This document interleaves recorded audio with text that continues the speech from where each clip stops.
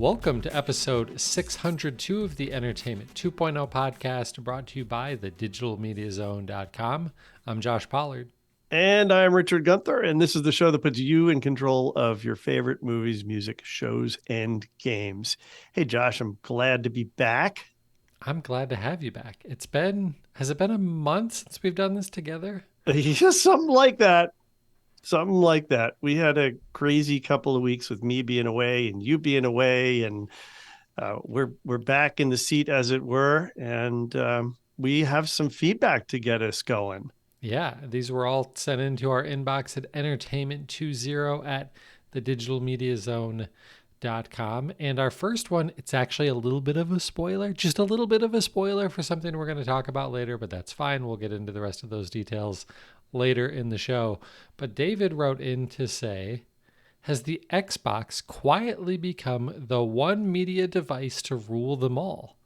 Aside from availability and price, admittedly two giant barriers to entry, but in terms of hardware and services, it checks all the boxes. Even Apple Music has landed there. That's the spoiler. Traditionally, consoles have been lousy media devices, but I can't think of anything it doesn't have. Oh, and it plays AAA games. Thanks for reading this. David, you're not wrong. Like it does do basically everything. And as long as you're not talking about the Xbox Series S, one of the things that you didn't specifically call out that it does that Roku doesn't do, Apple TV doesn't do, NVIDIA Shield doesn't do, none of those devices do, plays movies off of an optical disc. It has a 4K Ultra HD Blu-ray player built in also, as long as you're talking about Xbox One S, One X, or a Series X. You've got that in all of those Xbox devices. But yeah, for a Series X, you're talking about $500. For a Series S, you're talking about $300. And obviously Xbox Ones can be had for probably less than the cost of an Apple TV at this point. But I don't know, like the user interface is maybe because after the launch of the Xbox One and Microsoft taking so much heat for really focusing that console on being a great all-in-one media playback device for your living room, and that feedback not being good, they've really shifted the use case to be almost entirely about games. So while it does have all of those apps and services that you're talking about, it's the interface is not really streamlined for that use case, which does make me wonder how many people are actually using it for that, especially as like their primary usage for an Xbox One. Richard, when's the last time you actually used one of your Xboxes for media apps? Yeah, it's been quite a long time, probably just to try things out when I initially set up the Xbox at our rental property. And that was, I don't know, last winter, I think. So it's been a long time, and I don't remember. Do you still have the ability in their interface, since the interface changes, it seems like every couple of quarters? Do you still have the ability to have different sections, and one of those sections could be your favorite apps? Because if that's the case, I mean, that's a pretty streamlined experience if you want your favorite apps to be media apps. I guess that's true. And yes, they do still have that experience. So maybe that's something I should play with again to see how well I could set mine up for a primarily media focused device. While my Xbox gets used quite frequently, it only gets used by me in my house, and pretty much only for playing games. I use my NVIDIA Shield for everything else. The rest of my family uses the NVIDIA Shield for everything else. So it's not something I've really been doing all that much either. But David's not wrong. It certainly does fit. Like, it has the capabilities to do all of the stuff that everyone would be looking for. Kind of as a sleeper. But the one thing that I would add to that interface conversation is that I don't believe that the Xbox interface, if your primary use is going to be for media, like the rest of your family might be, is really well suited to the rest of the family. It is targeted towards somebody who's all in on Xbox and understands Xbox. And it, even with a remote properly mapped to all of the appropriate different buttons or actions you can take, you can pretty easily get lost there. Yeah, for sure. So, and maybe that's one of the reasons. Well, no, the main reason why I kind of moved away from having the rest of the family use it is it consumes a lot more power than an NVIDIA Shield. Consumes more electricity, and I also I get a little bit nervous about devices like the Xbox. You're gonna laugh, but like wearing out.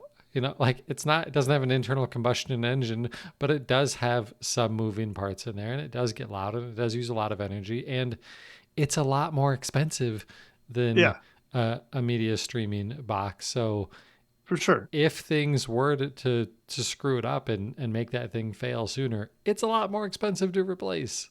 And there's some history of bad hardware too. Right. So. Exactly. Exactly.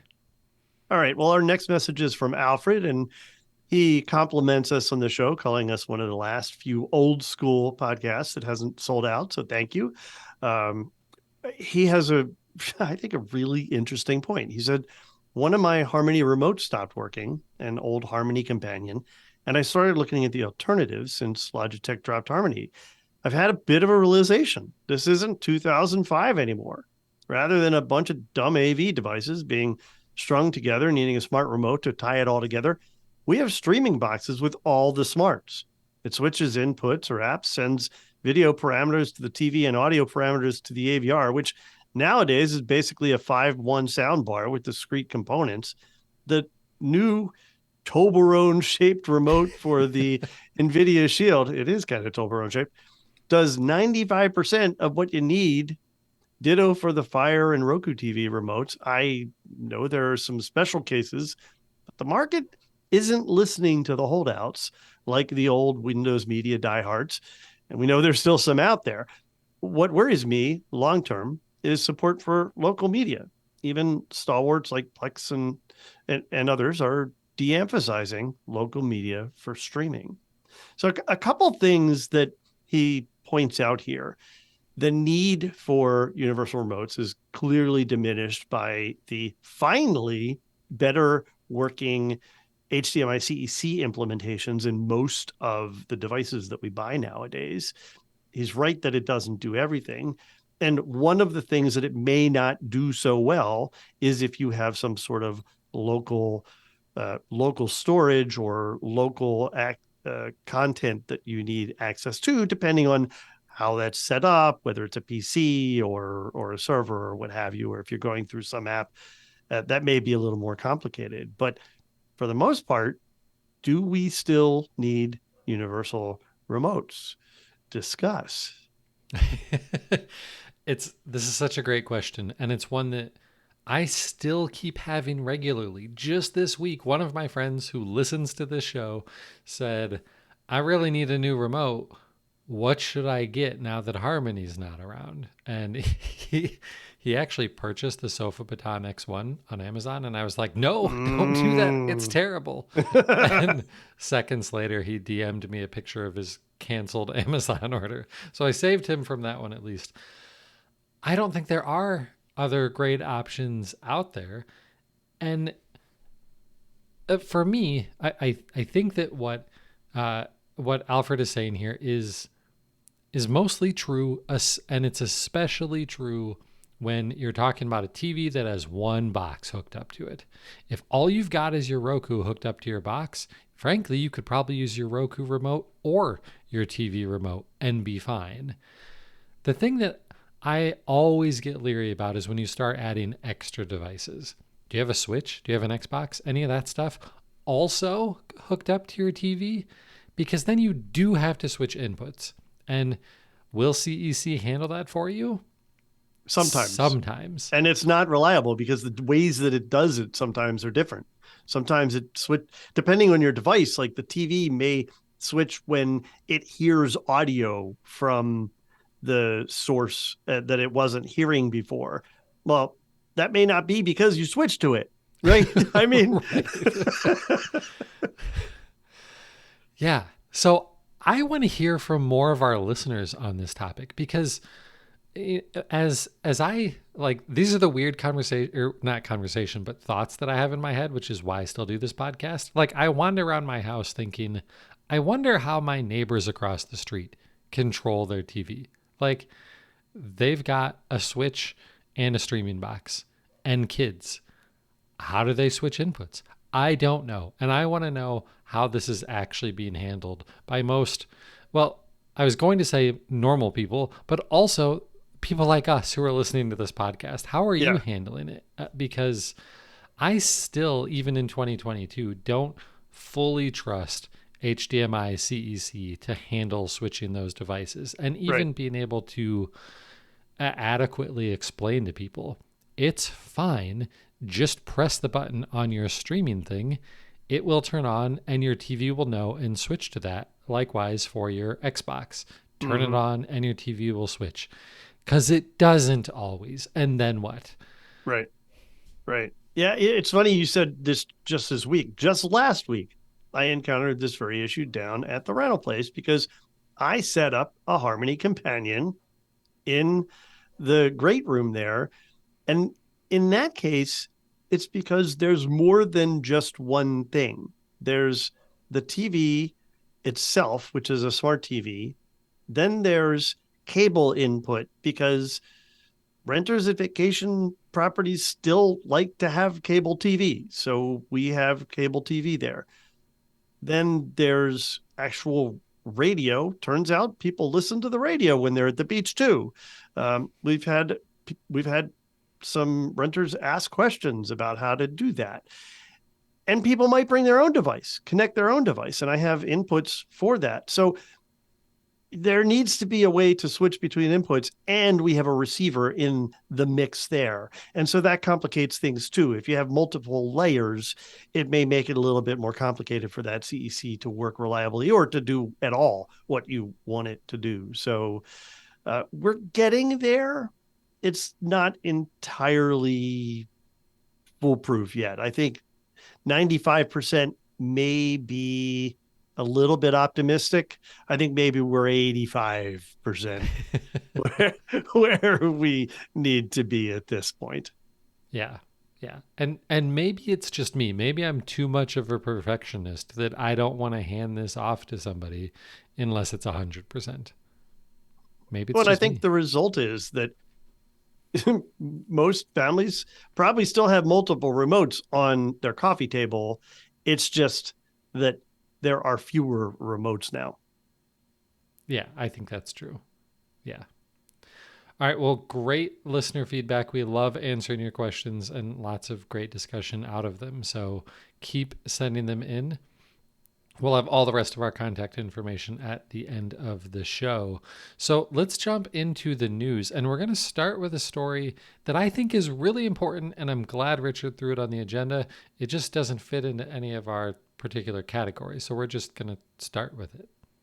Yeah, we're going to shoehorn it into video, actually, because there's a video tie in here. So, did anybody realize that Amazon has a cloud drive offering? I mean, if you're a geek, you might know about what is it, S2, where it's basically drive storage that you can access and you can tie it into your computer storage and stuff like that. But they also S3. have Before we S3. get Thank you. nerds emailing us, it's Thank you. S3. I appreciate you correcting me. That's why I asked. I wasn't sure.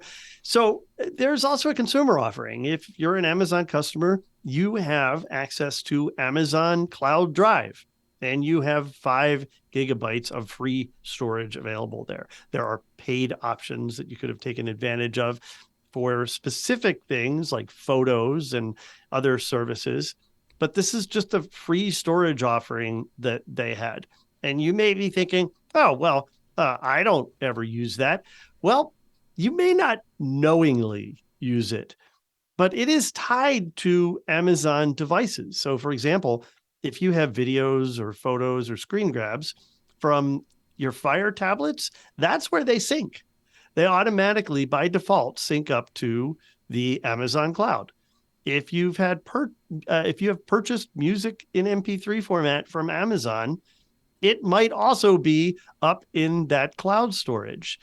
If you've sent documents to your Fire tablet devices from a computer or somewhere else, they are probably also stored up there. So, as of the end of next year, so Amazon's giving us all plenty of time, you're not going to be able to access these files anymore.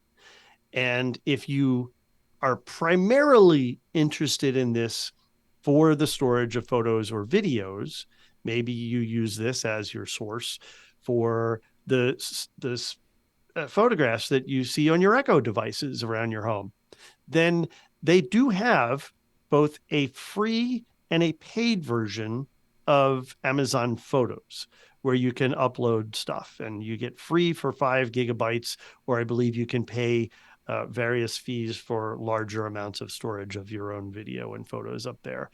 So that sort of stuff is still going to be available, but other types of files, you're not going to be able to get to them after the end of next year. If you're interested in this, we'll have a link to the FAQs that will also link you to your drive where you can find out that there might be stuff there you didn't even know about.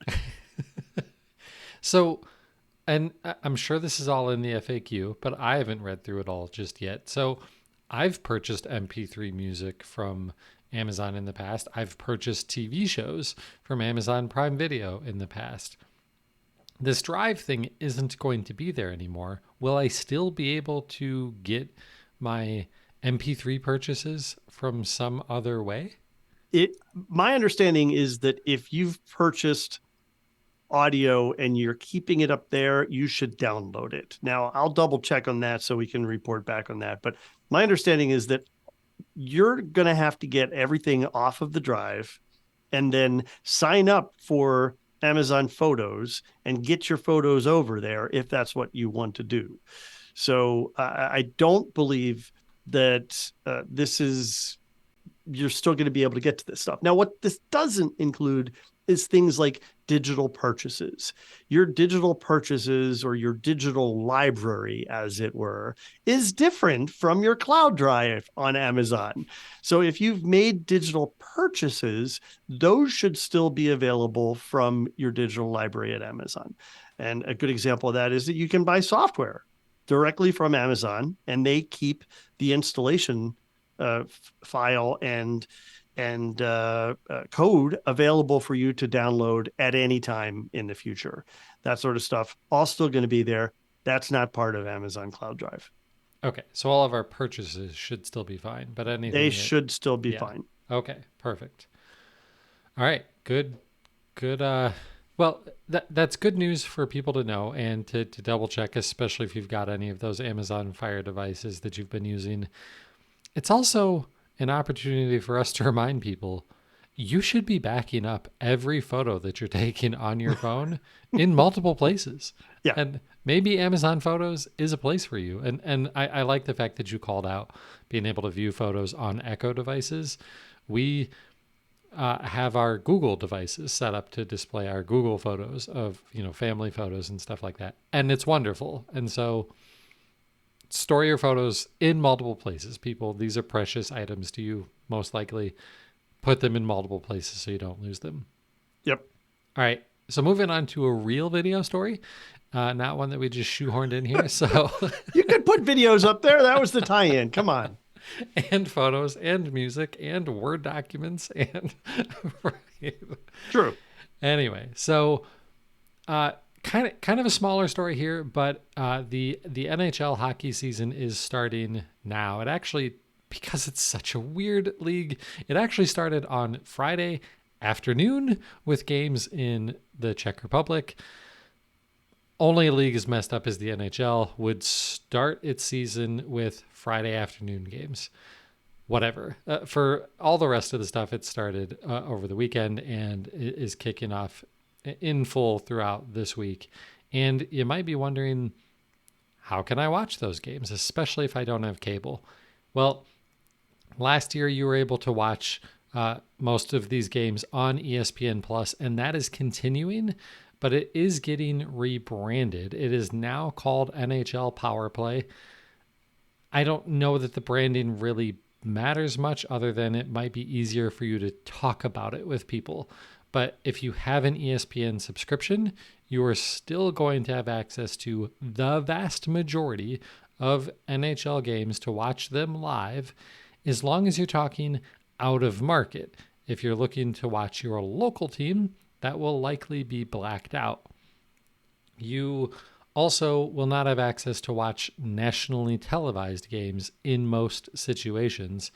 I believe there were some situations where they actually did air the nationally televised broadcast, but I think that's more of a one-off.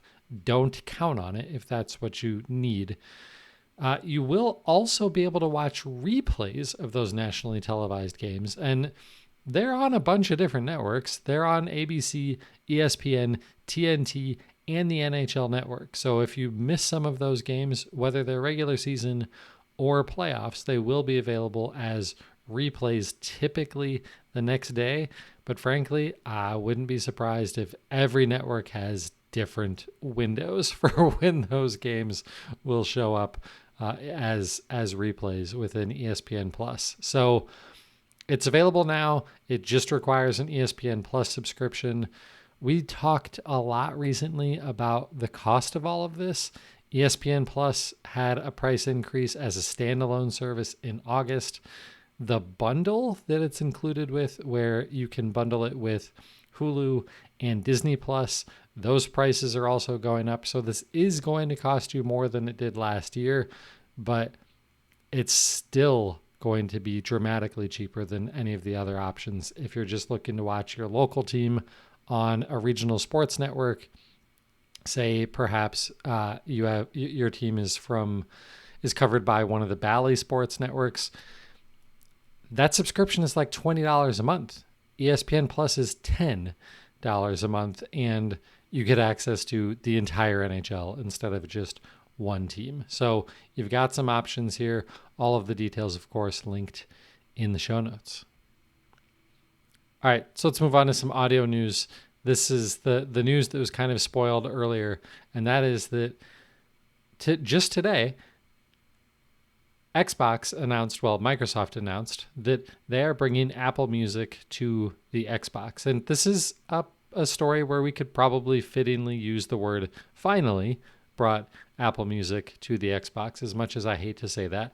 I do regularly poke fun at the PlayStation ecosystem for taking forever to do the things that Xbox has had for a while. This is an opposite scenario here. Apple Music has been available on PlayStation 5 for over a year, and it's just now coming to the Xbox platform.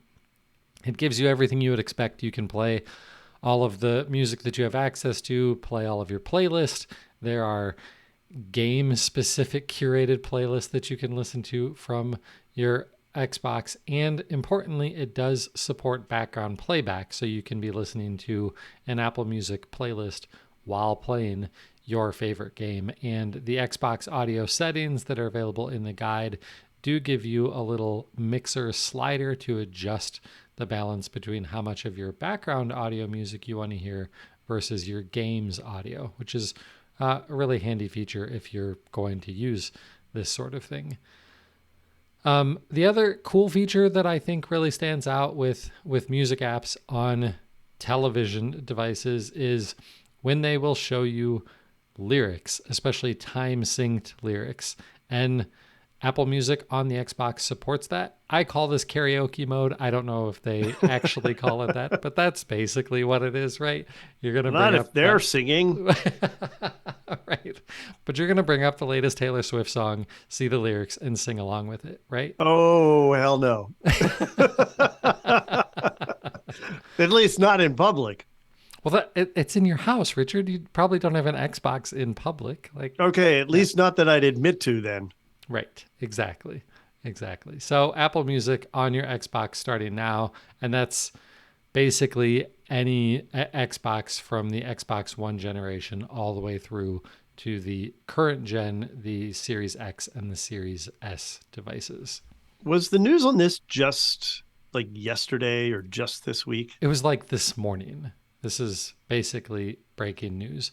Interesting, interesting. Yesterday I caught Ryan Block was going on a rant about Apple Music on Twitter, and his punchline, if you will, and I agree with this, and this is one of the things that frustrates me about this music service, is that it pretty much has anything that you want, even some of the uh, real long tail content, and it still has one of the worst discovery engines of any music service out there.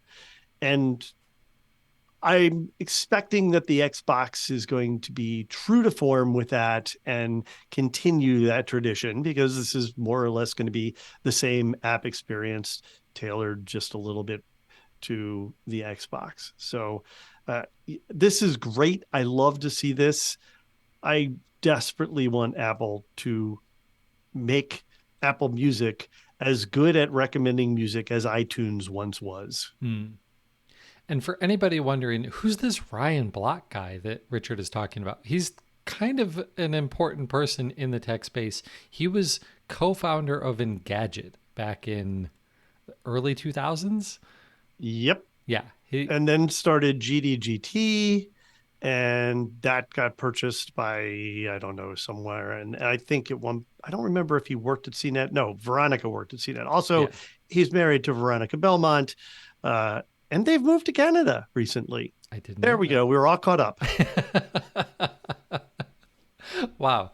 Didn't know you were also going to get your dose of tech celebrity gossip today. There you go. All right. Well, let's move on to a little bit of gaming news. And again, some kind of weird, random, kind of feels like random updates from Microsoft on the Xbox platform this week. The Apple Music one kind of feels like it was timed with the Surface event that Microsoft had earlier today.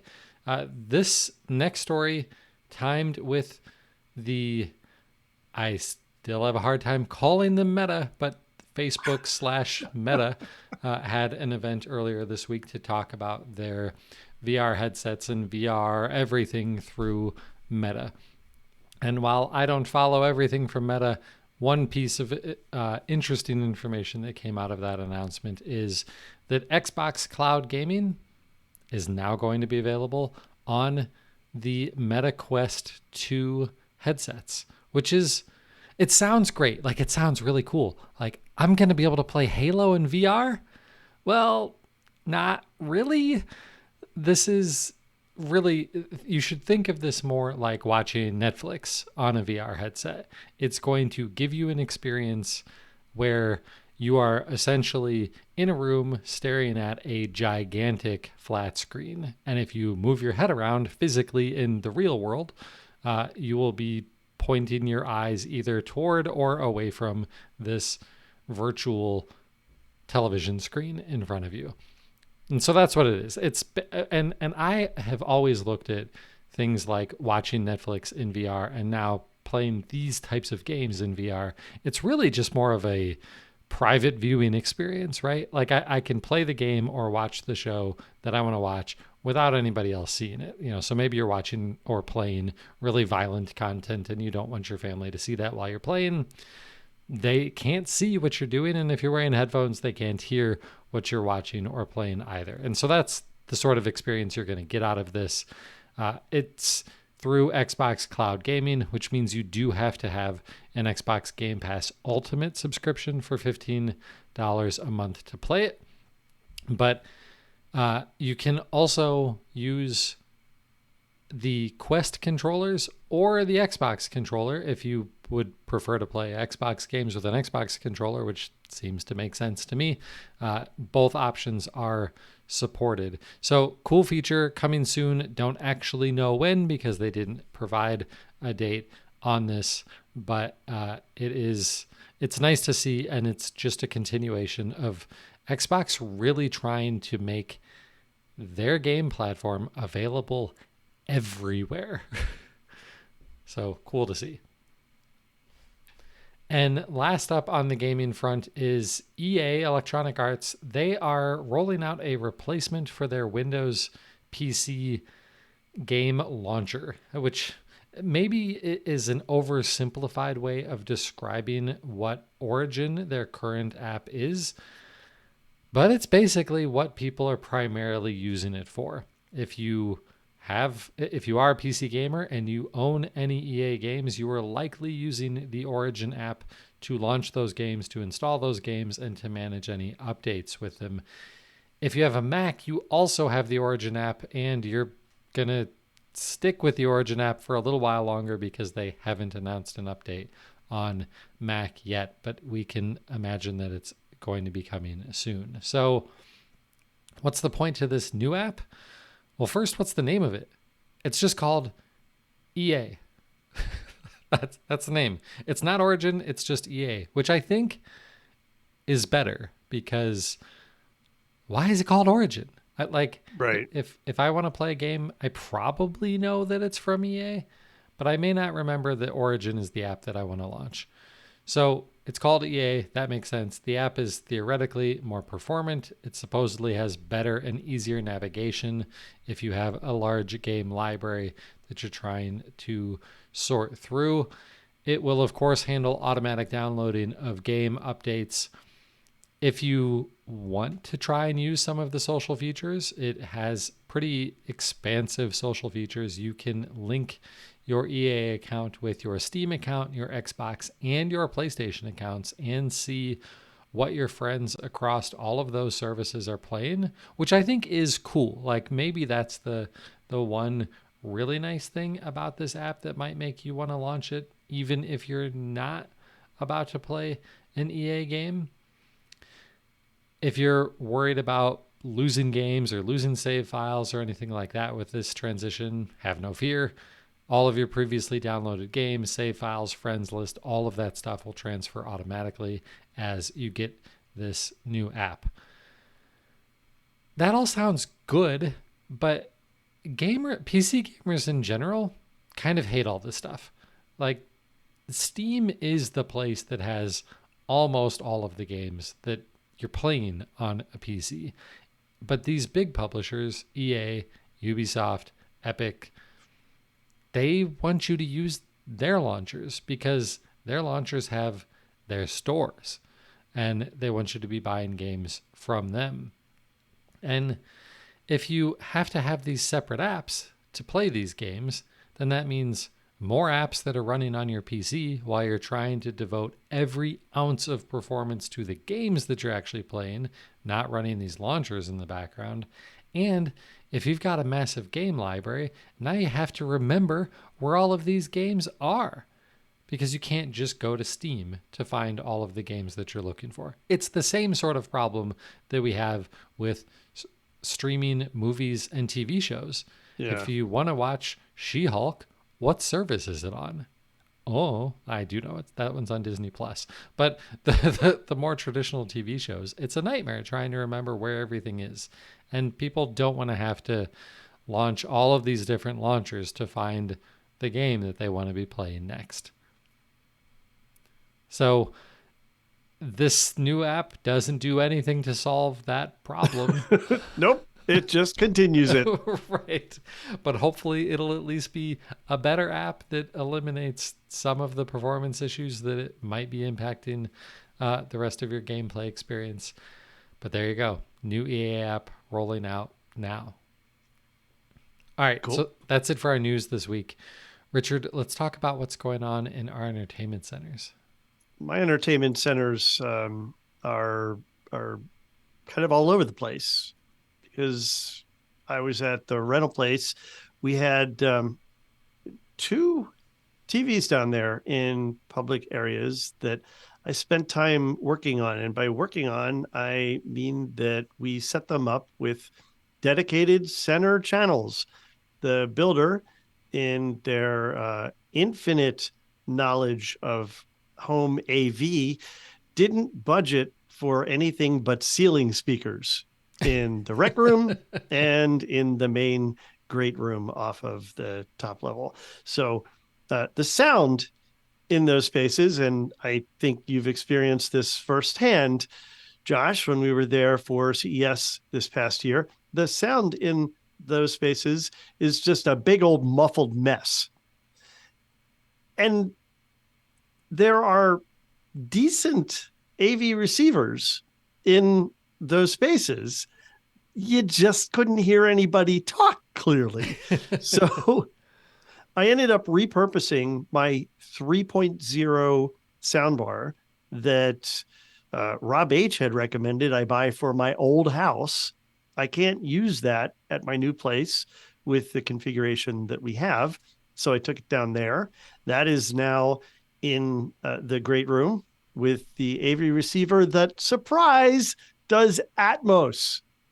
So Wow. I now have, what is it? I now have 512 in the main family room, great room area on the television. Now, what services are going to support that? As far as I could tell, pretty much only HBO Max and I think Disney, but it's there. And that was pretty cool to get set up. I did not expect that.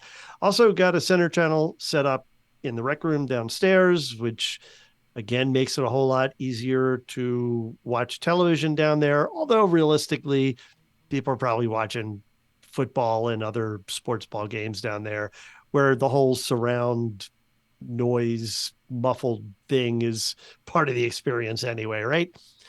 And then while I was there, I took my Google TV that I take on the road with me. And now that we're using Google TV at home, it was just like we were home. I just, it was the same experience in both places, made it really easy for people to use. And one of the things that I didn't expect is that when we hooked up YouTube TV, or when we started YouTube TV on the Google TV there, it automatically picked up the locals there instead of the networks that we see in the DC area. It recognized that I wasn't in my home location and asked if we were traveling or if we had moved. Huh. Yeah. I thought that was pretty cool. That is a really nice feature. And one that you're not going to notice very often, but when you do, it's a really nice thing to have. Right. So I thought that was, I thought that was very cool. Although we spent a good part of the time just watching the Weather Channel because what was it? What was the name of the storm that hit us? Anyway, Was that Ian? Ian. Yes, yeah, we got hit by Ian, but not too bad. Not as, certainly not as bad as whew, man. Florida got pummeled. We just Yeah. had a little bit of water inside. So, all right, I get home and because I've had some ghosts in the machine with my home television, I had the whole power strip for the television turned off.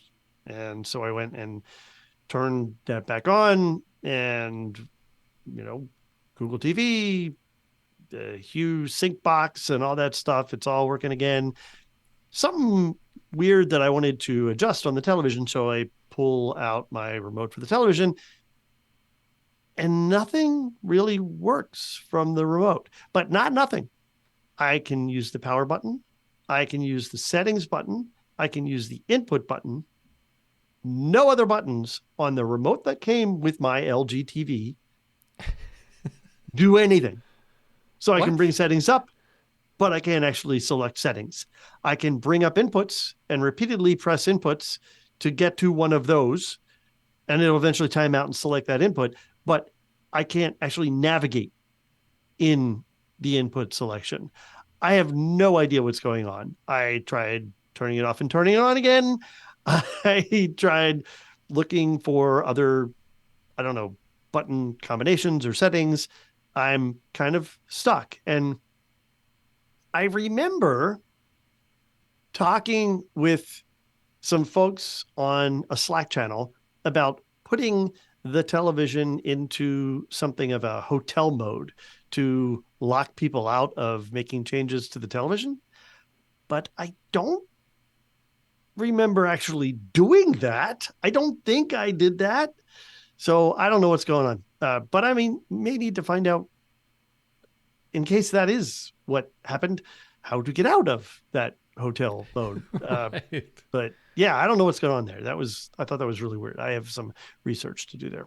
All right. As far as stuff that I have been consuming in terms of media, the Big Brother finale occurred while I was away, so I did watch that. Really happy with how that turned out, actually. That was an interesting season. The Amazing Race is back because Big Brother's over. So I started watching that. I am not caught up on that.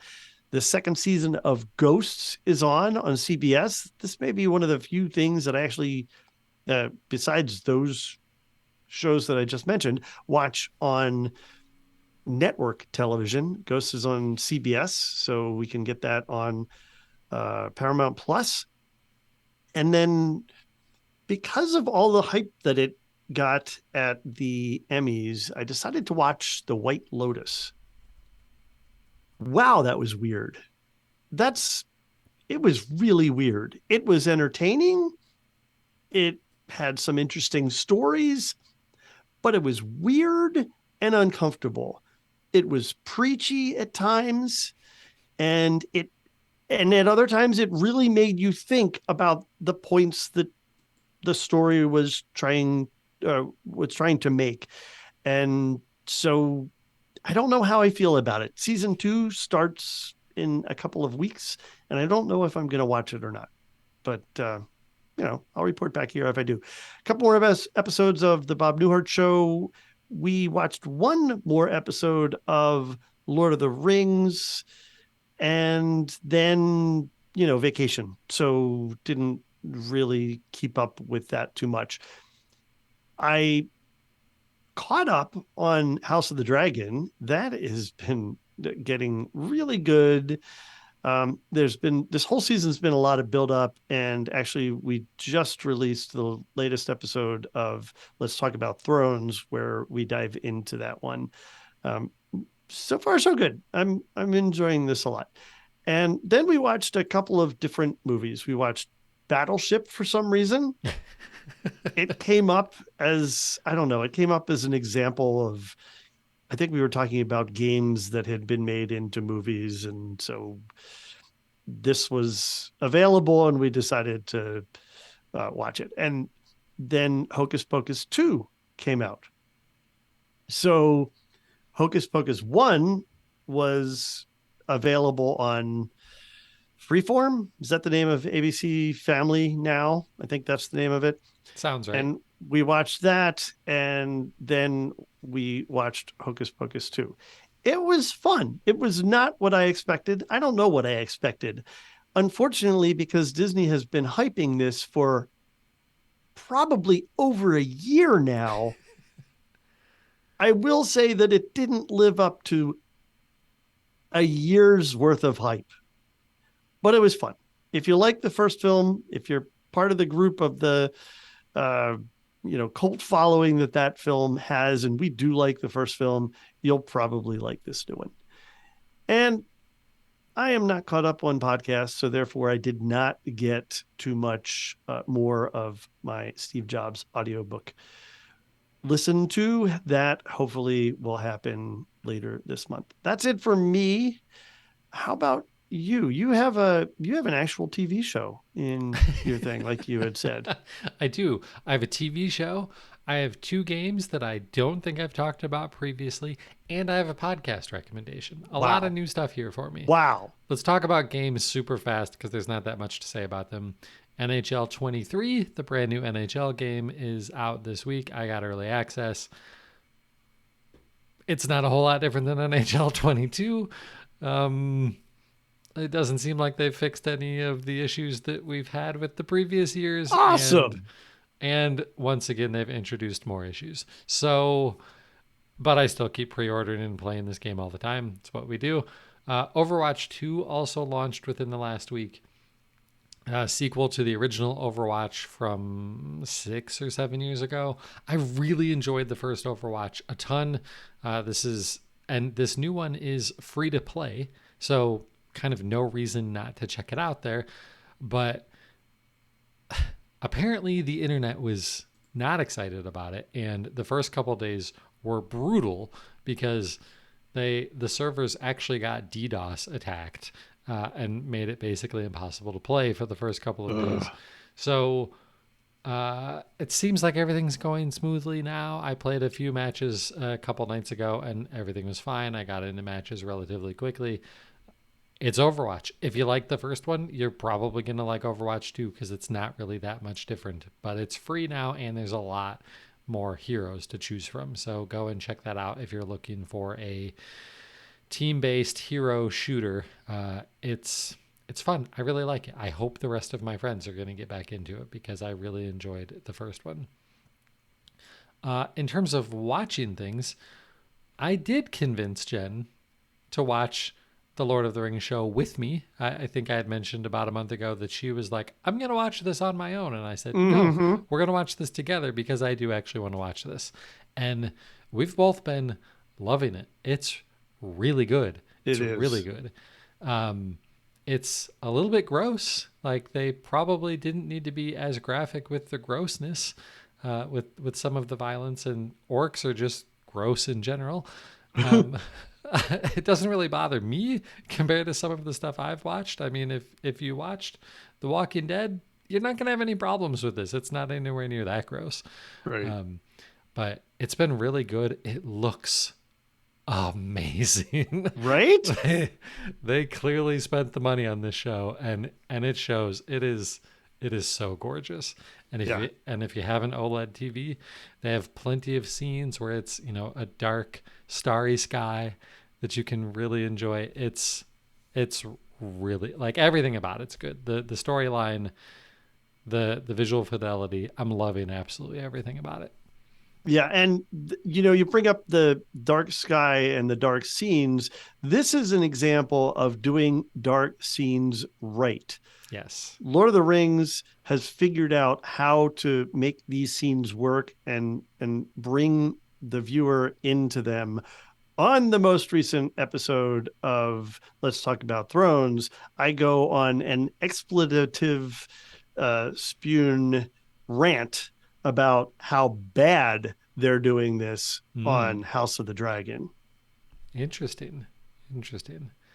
So yeah, we are probably further along. I think we're only one episode behind from the current release. So Oh, yeah, I think we're two or three now. yeah, yeah. Maybe the only kind of downside to this, if you need to find one, is the episodes are long.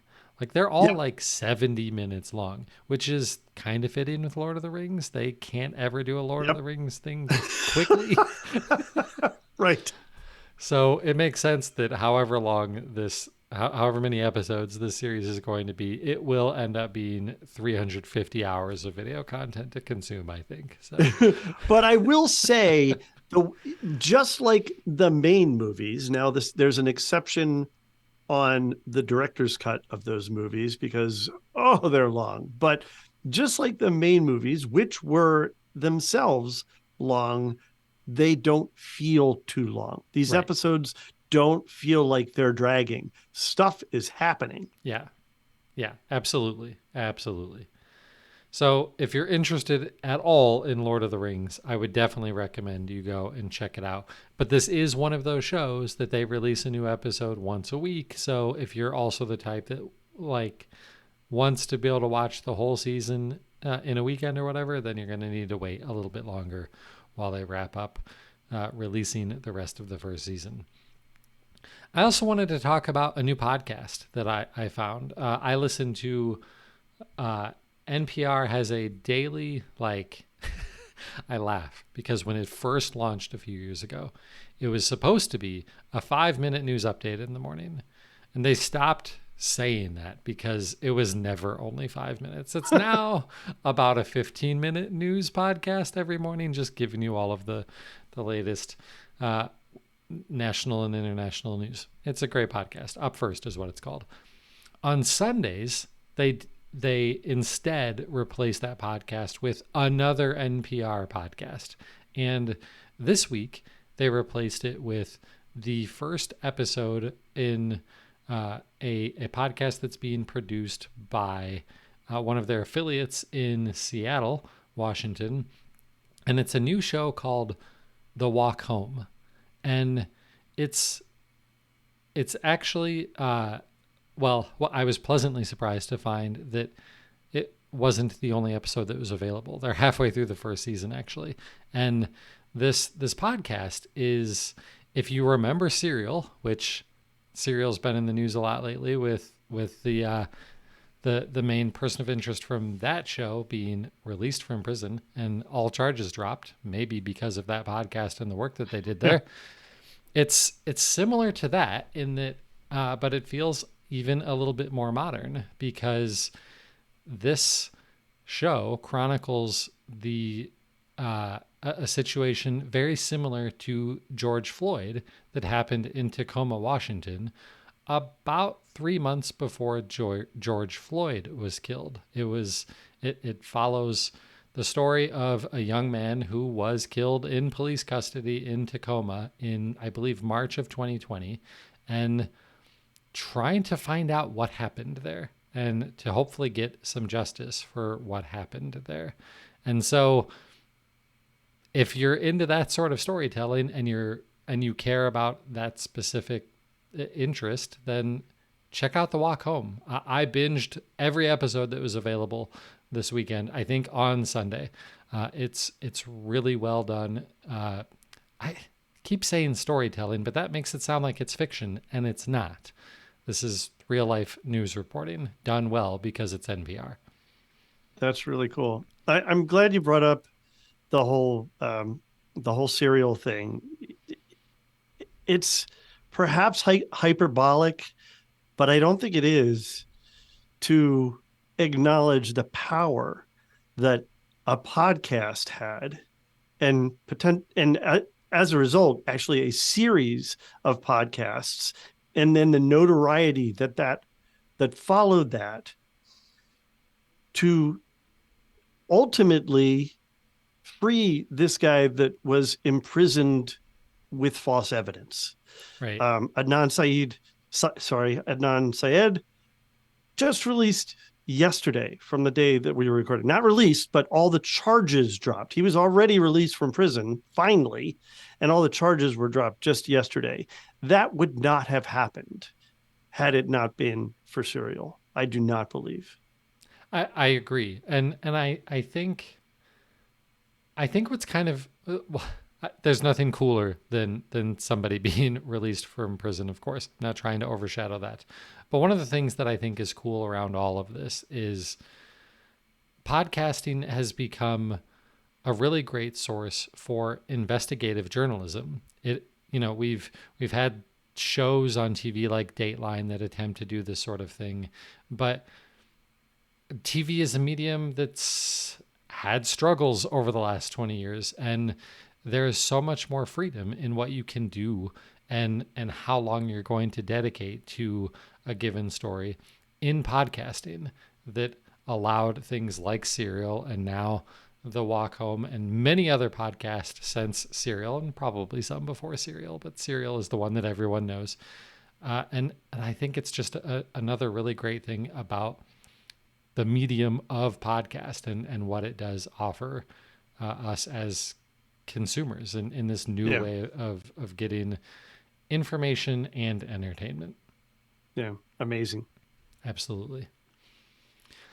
All right, well, that's it for what's going on in our entertainment centers. If you want to get a hold of us and send us more topics to discuss, maybe questions that we can help answer, or let us know how it is that you're switching inputs on your television devices, you can email us at entertainment20@thedigitalmediazone.com.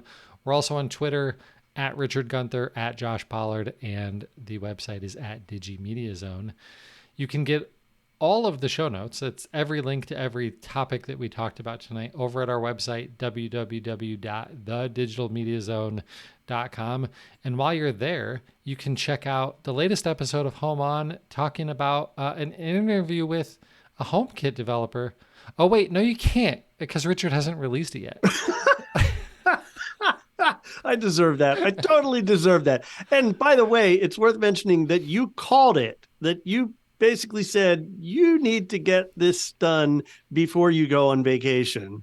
And yeah, because I should have known that I wasn't going to get it done on vacation. So I am back at it. I have been working on it, and I really do hope to get it out this week.